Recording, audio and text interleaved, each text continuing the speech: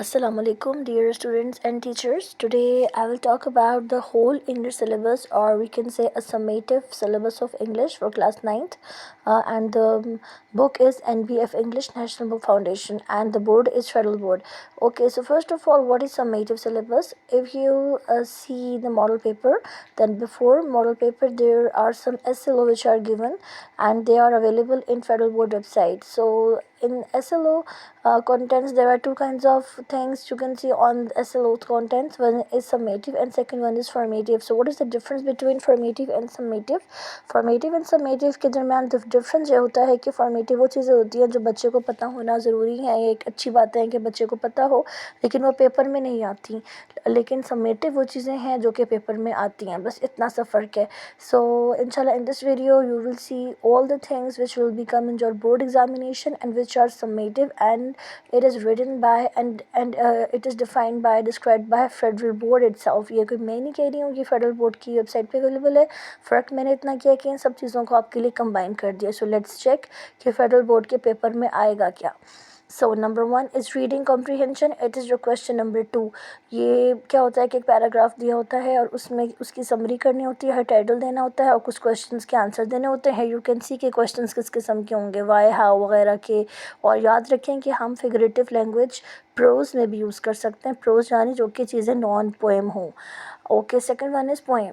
Poem में क्या क्या आएगा? एक तो पैराफ्रेजिंग होती है जो क्वेश्चन नंबर 3 होता है, पार्ट ए, उसमें पैराफ्रेजिंग होती है 3 नंबर की। And then there is question number 3 part B, in which there will be a stanza given and you have to write the answers of given questions, and the answers are about rhyming scheme, figures of speech, main idea and some other things.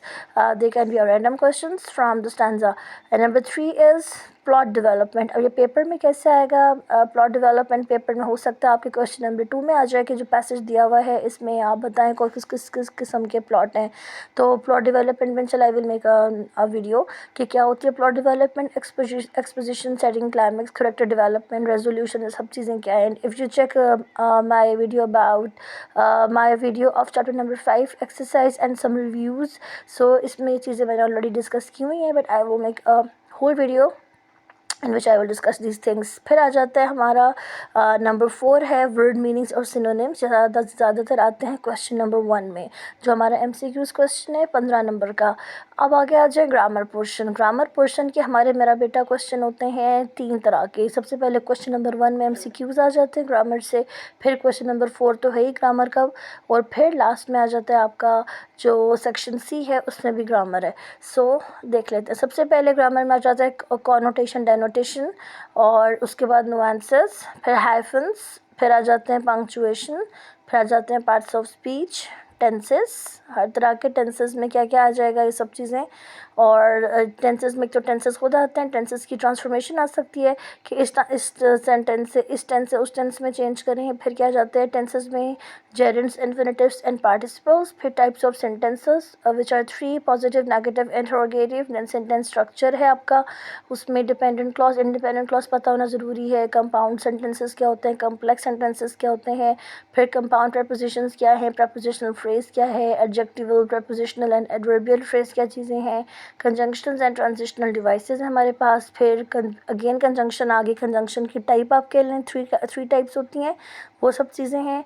फिर आ जाता है narration, उसके बाद dialogue, and फिर आ जाती है paragraph writing, और फिर आ जाता है फॉर्मल लेटर राइटिंग।